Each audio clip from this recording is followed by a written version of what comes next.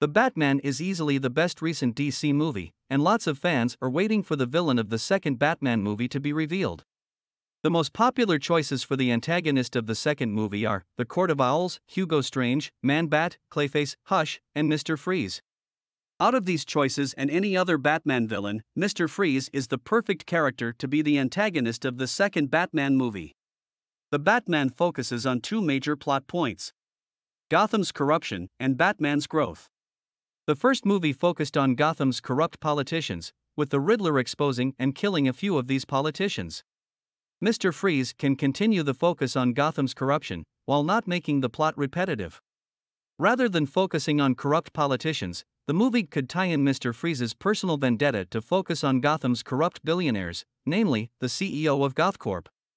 In 1992, Batman the Animated Series created a new and tragic origin for Mr. Freeze that should totally be the basis for the movie's adaptation of Mr. Freeze.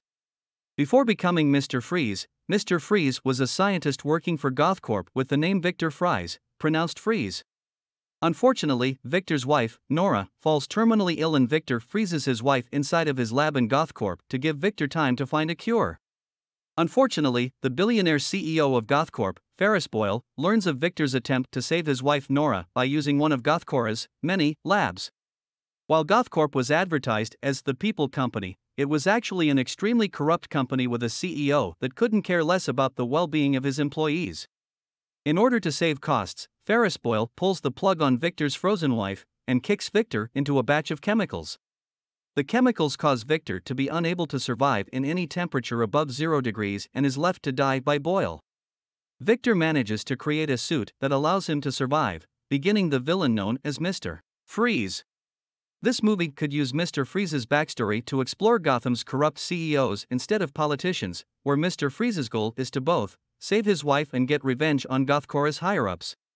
While the Mr. Freeze in Batman the Animated Series didn't know his wife was still safely frozen by a third party until many episodes later, Mr. Freeze in this movie could have actually taken his wife with him and is still trying to save her, but now without Gothcorp's resources. The movie would start with a man entering his room, just to immediately hear Mr. Freeze's voice and be frozen. The movie would then cut to Gordon and Batman investigating the scene, where Batman would discover that the man is not only frozen, but has a few organs missing. As the movie continues, there would be more victims, with each having a relation to the incident at Goth Corporation. The movie would take place during the winter, which is only a few months after the flood in the first movie occurred, so the parts of Gotham that were still flooded would end up being frozen over. This would fit Mr. Freeze's theme and also have Batman make some temporary changes to his suit and Batmobile, which could be very cool. In order to get resources other than organs for his wife, Mr. Freeze would team up with the Penguin to rob Gothcorp of its valuables and lab equipment. After fighting Mr. Freeze and having to retreat, Batman would eventually realize that every single victim works for Gothcorp and decides to investigate the company, where he would find a security tape of the incident.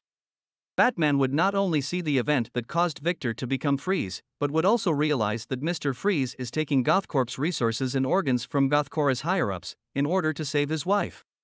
Batman would end up feeling empathy for Mr. Freeze, as Mr. Freeze has the chance that Bruce never had to save his loved ones.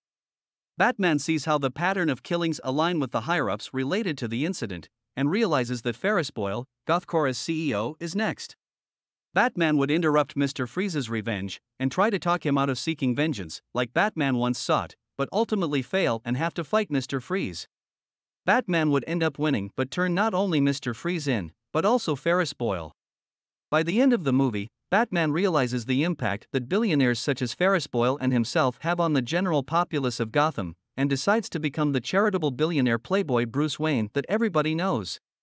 Batman would end up saving Mr. Freeze not as Batman, but as Bruce Wayne by funding Nora and Victor's cure, giving the movie a happy ending and not one mention of the Joker, thank God. To sum it up, Mr. Freeze is a great villain to start the trend of Batman's empathy towards his villains, due to the realization that anybody would have done what Mr. Freeze did in that situation, and begin the trend of Batman trying to fix his villains in each movie. Having Mr. Freeze as the main villain of the sequel is a perfect way for Batman to realize that he can not only do good as Batman, but also as Bruce Wayne.